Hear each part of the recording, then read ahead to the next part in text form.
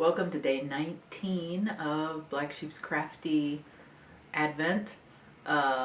We are just, I believe, 7 days away from Christmas, so there's not too much left on this. We're further in than we are out. Tonight, it's for the crocheters. We're going to create a little granny square Christmas tree. So just like this. I've done the first 2 squares for you, and I'll talk about those in a minute, and then we'll do the third. Crochet. I'm using an I hook because I found it, but you can G-H-I, any of those will work. I'm using Studio Donegal Aran tweed in 3 colors. You can pick any colors you want. I've made these before out of orange and turquoise, out of greens, different greens. I picked, just because I was feeling traditionally Christmas festive, red, a grass green, I think this is scarlet, I think that is. I'm trying to remember what that one is. And then a snow colored. So the 3 Christmassy colors of the year. All these are, oh, let's get this right side up. All these are granny squares, graduated granny squares. So the first square, as you can see from the back with the folded end over, is your center and then 1, 2, 3, 4, 5 rounds. The next one is 4 rounds, and the third one will be 3 rounds. So I'm going to show you the process for that, and I'm going to start with red in the center. It's arbitrary. You can start with any color in the center you want. Now, hopefully most of you have done a granny square. Most beginners get a granny square at least their first project, or at least by their second project.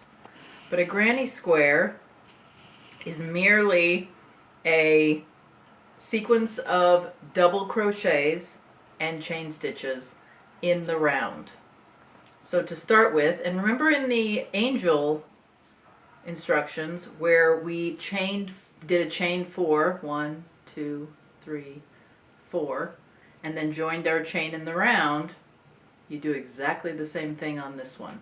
And somewhere, I think at least in the information section below, I'll put a link to the angel video, because that I do that over my shoulder so you can see exactly how I make the chains. But chain 4, join in the round, and then it'll be 12 double crochets into the center of your ring.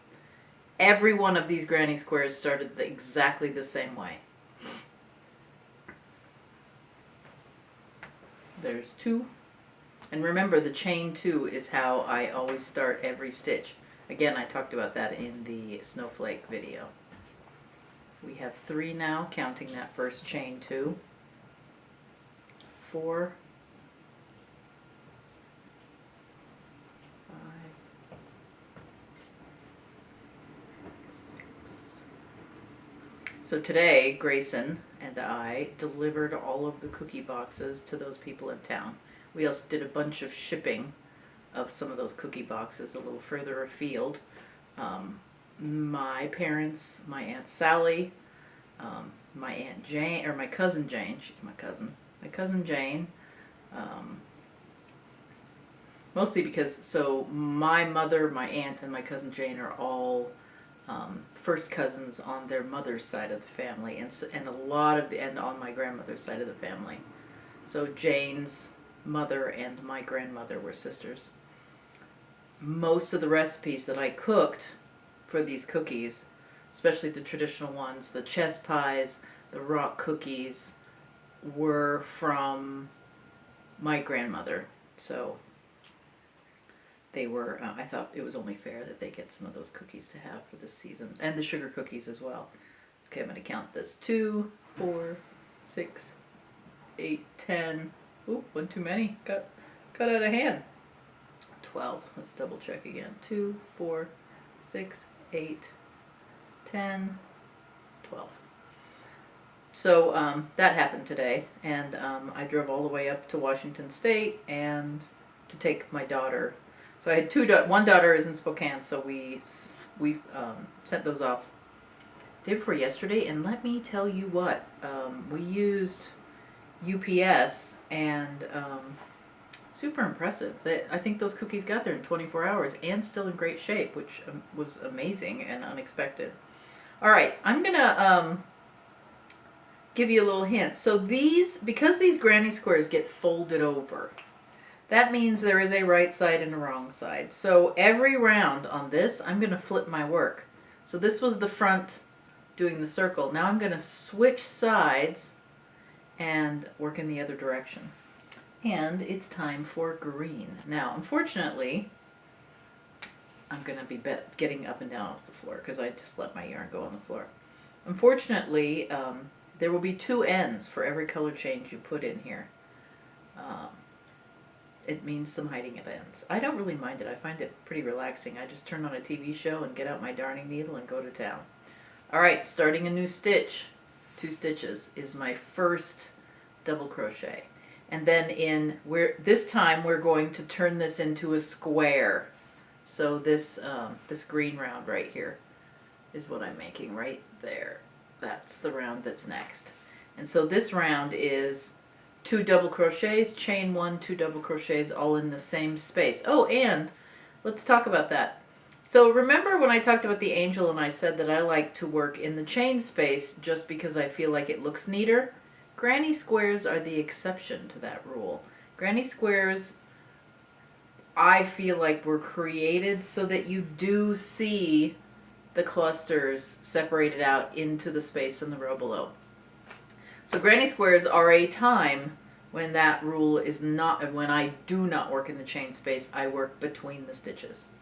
All right, so we have double crochet 2, chain 1, double crochet 2, and then chain 2, and then skip 3 stitches, so, or 3 of the stitches in the row below. 1, 2, 3, and then we double crochet into the 3rd space in between. And again, double crochet 2, chain 1, double crochet 2, all into the same space. Then chain 2, and skip 3. So 1, 2, 3, and I'm going to double crochet into that 3rd space. 1, double crochet, 2nd double crochet, chain 1, 3rd double crochet, and a 4th double crochet, and chain 2. Okay, I'm going to do the last one, but see how a square is forming? And that's the goal with a granny square. 1, 2, 3, into the 3rd space, double crochet 2, chain 1, double crochet 2 into the same space, and there will be a diagram in the information below and maybe a pattern. It's almost easier to read a diagram for a granny square, and honestly folks, I'm telling you what, learn to read diagrams. It makes your life so much easier. All right, I finished that 4th corner. I chain 2 and then I slip stitch into the top of the 1st chain. And there is our granny square in its miniaturist form. It's a 2-round one. Now we're going to do a 3rd round, and what did I say? 1, 2, 3, 4, 5 is the big one, so it looks like this is going to be a 3-round for the top. If this is a 3-round, I better count this. 1, 2, 3, 4, 5, 6 rounds, because you have to count that white border. So this will be a 4-round. I'm going to do one more red, and then I'm going to do a round of white, because I decided that my border looks like snow, and I wanted to do that. So again, break the yarn, leave that tail out. Another round of red. Let me see where my red escaped to. There it is. And this round, again, turn my work, and I'm going to start in a corner. It doesn't have to be the corner. Any corner will do. I like to start in corners just because then I remind myself that I need to do the cluster of 4. So chain 2 to act as my first stitch, 2nd double crochet, chain 1, 2 double crochets into the corner. 1, 2, 1, 2. So anyway, I hope that you guys are all all crafted and ready to go. I have a dress to make still. I went and chained 2, and then we're going to work in here. We're going to work into this space on the side. So see, in the beginning you did the 4 corners. Now we have a corner. We still have 4 corners, but we also have that space that's formed by our chain 2. We're going to put a cluster of 3 double crochets in there with a chain 2 in between each. So there's 1, 2, 3, and then a chain 2 and a double crochet into the corner. 4 double crochets, a cluster of 2, chain 1, and then 2 more. And then I'm going to do that all the way around. A corner, and then 3 stitches in the middle space, and they're separated by chain 2. Chain 2, and into the side space. The next round we'll have 2 spaces that we've created by doing this. Every time you do a chain 2, you're creating an empty space that's ultimately going to have 3 double crochets put into it. And then every chain 1 will be a corner, so you'll always have 4 of them, and those will hold 2 double crochets, a chain 1, and then 2 more double crochets. And that is the anatomy of a granny square. And there are all kinds of variations on the granny square, but they are all combinations of corners and spaces. So see, there's my space. That's going to hold a set of 3 double crochets. So I've promised one of my granddaughters, well, I've told her mother that I'm going to make her a tear dress, which is a Cherokee traditional costume dress that I'm a member of that tribe, so it's a traditional costume that it's not traditional as in eons of time, but in the early 1800s, as we ended up in Oklahoma, and my family is from Oklahoma, it was a dress that developed during that time and has become part of the culture of the Oklahoma band of the tribe. So I'm making her this tear dress, but I had to go get a pattern or some article of clothing so I could get her measurements figured out before I embark on the dress. Now we're going to put a little twist into ours because Kennedy wants a jingle dress, which is it is a dance style that is used by tribes all over the nation at powwows. So there are dances that have sort of become synonymous with powwow, but they were developed by a variety of different tribes over time, some old, some new, some traditional and some not so traditional, but all of the tribes participate in most of these dance styles. And so Kennedy was really interested and had a book about jingle dance, and so I decided to make her sort of a more, and I've never seen one before, so I am kind of working outside the box, but I'm going to create her a tear dress with jingles on it so that it's both Cherokee and a jingle dress. So we'll see. I've got to get started on that like tomorrow. It shouldn't take a long time to make it. What's interesting about the tear dress is that it's created out of only rectangles. So there's an underarm gusset, there's a sleeve, and it's gathered, but the sleeve is a rectangle, the band around the arm is a rectangle, the yoke is a rectangle, the bodice is a rectangle, the skirt is a rectangle, but gathers. So, and there are no patterns out there unless I pay for one and it's too late to get it here. So I'm going to do my best to figure it out. I think I have an idea of what to do, so I'm going to give it a whirl. And I have on my featherweight sewing machine a gathering attachment. So for the first time ever on this dress, I'm going to attempt to do gathering with my machine to help me. So we'll see how that goes. All right, I have now a 3-round granny square, and here are your 4 corners, and you have a cluster of 3 in between each of the 4 corners. Last round for the top of this tree, it's going to go here and be folded down, is white. I'm going to do a white round, and where each of these gaps are, that's where I'm going to put a cluster of 3 double crochets, and then in each of the corners we will have 2 double crochets, chain 1, 2 double crochets, all into the same stitch. And I believe, and also just, you know, to show you, we have lots of ends hanging out, but both sides of this look equally balanced. They don't look like a front side and a back side. And that's good, because this, although it's not exactly two-sided, because we fold it over, you see the front side and the back side. All right, I'm going to chain 2 to stand for my first double crochet. And again, I've just put my yarn and my crochet hook into the corner, into a corner, any corner, and I'm creating my corner piece first. So double crochet 2, chain 1, double crochet 2, into the same space. There's my corner, chain 2, and then I'm going to put in 3 stitches into that chain space on the row below.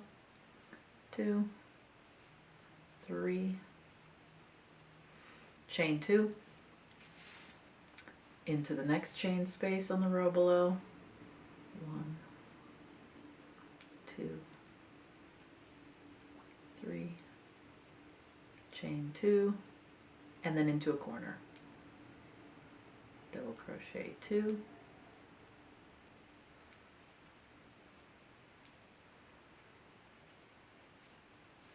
chain 1, double crochet 2.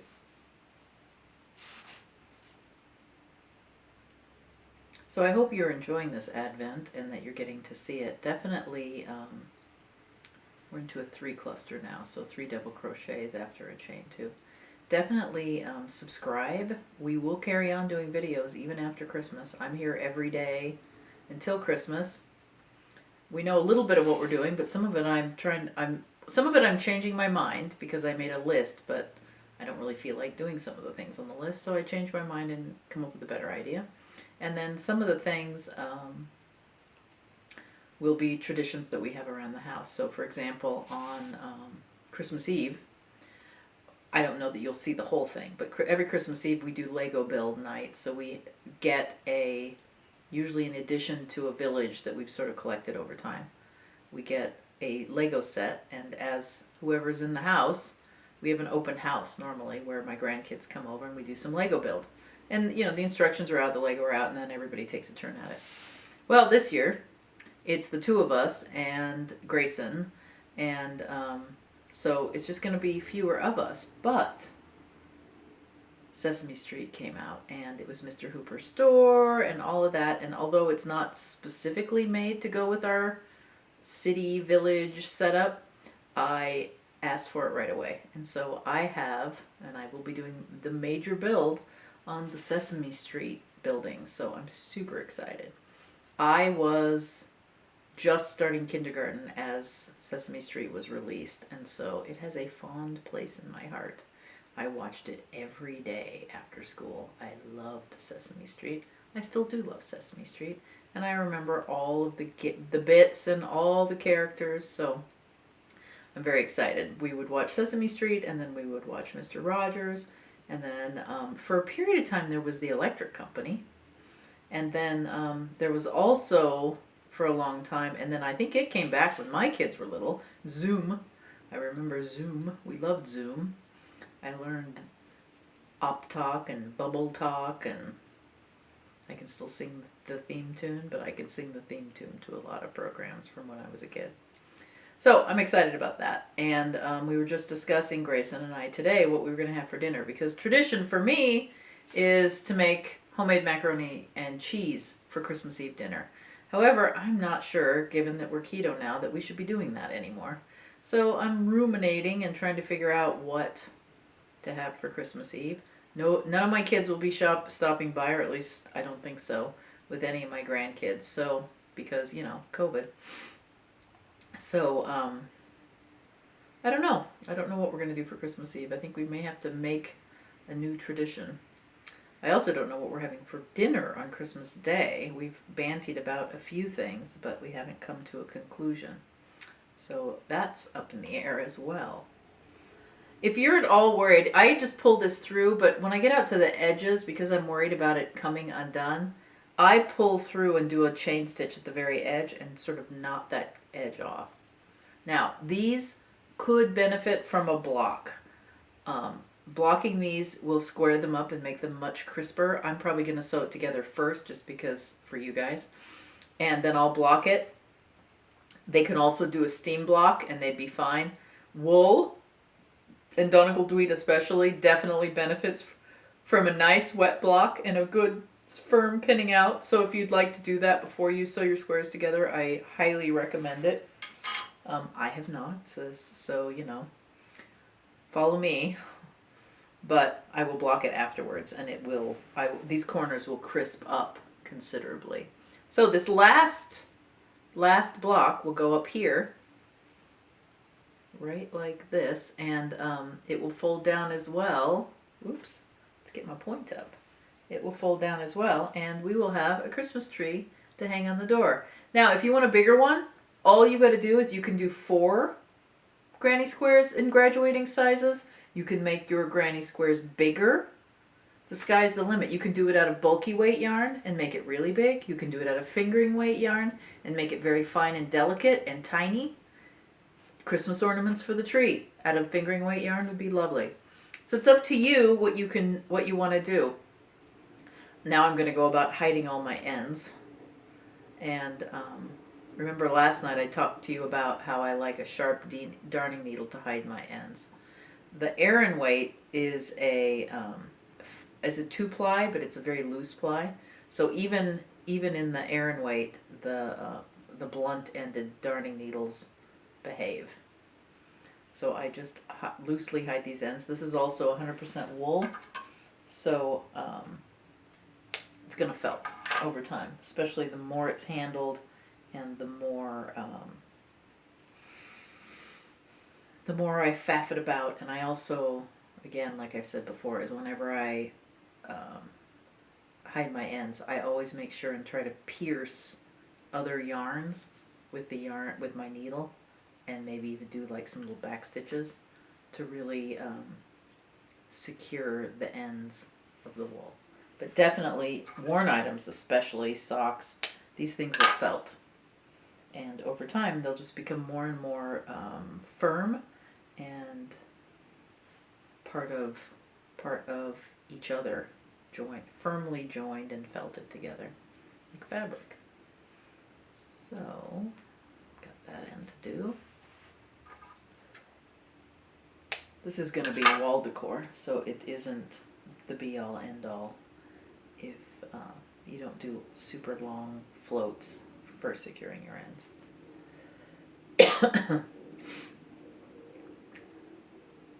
I had a cookie before this, and I had a wheat cookie, which I don't normally do, so I'm wondering sometimes that my coughing issues are not the result of the cookies. Alright, there's that end done. Now I gotta go to the other side. One of the things about flipping your work back and forth is you're gonna have half your ends on one side and half your ends on the other side of your quilt block. It's a good thing. Then you know you've actually flipped correctly.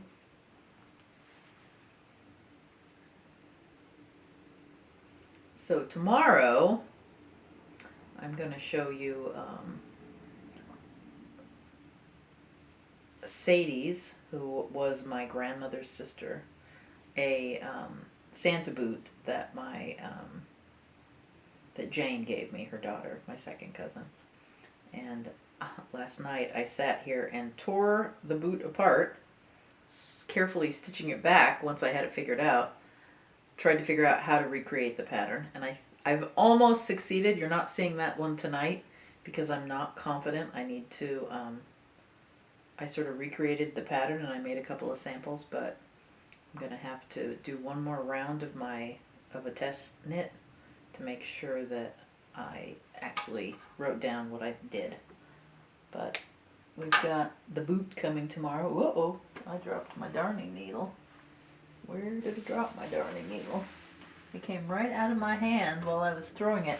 My husband will be super impressed if he steps on it. Oh, here it is. I found it. It's a nice big one, so hopefully it wouldn't be too hard to find. Or too painful if you stepped on it. So that's tomorrow night. I know that we are going to do a needle felted Christmas pudding.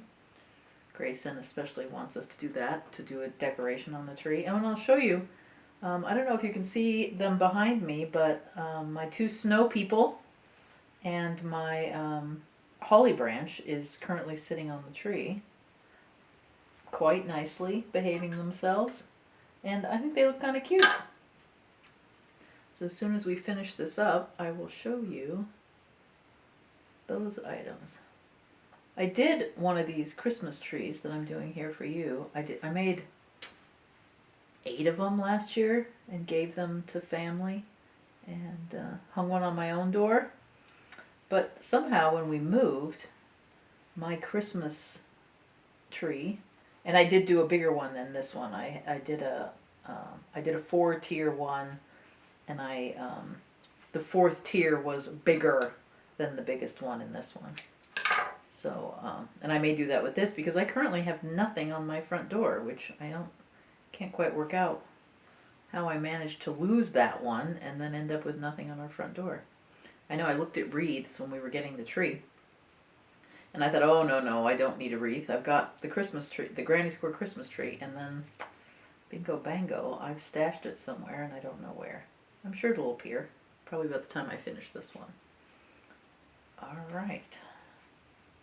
That's the last end hidden.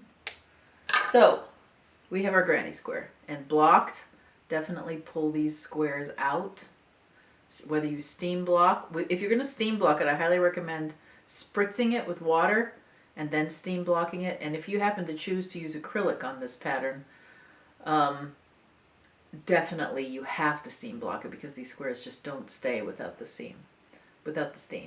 So I've got this. I'm going to fold one of my corners down to the center and stitch it down with a piece of white.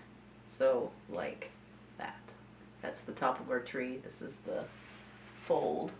And I've got a piece of white that I had left over from the last bit of stitching. So a bit of sewing involved, but not too much. So it up to the center. And then I'm just going to hide my end that I enter in with. I'll leave a tail that I can cut off later. And honestly, you can do a bit of a in and out stitch or a hem stitch of some sort. I just sort of do a running stitch around the edge because all we really want to do is just hold that in place. Don't pull too hard because we'll just pull the yarn through. But see, there we go.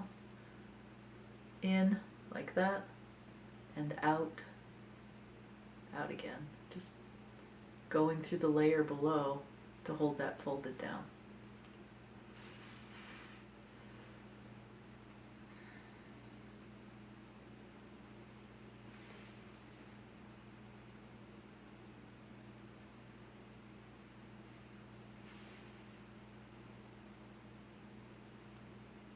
And there we have it. The end of the fold, so we're folded up, and then this folded edge goes on that one, lining up approximately the center of your granny square like that, so that you have a tree. And I'm going to take this white again and sew it on. I will take the white and run back around where I just did my hem, lining up my centers, or lining up my points. There we go. And I just do a sort of stab in and out, in and out. Now, use the white thread as you go across, or the white yarn.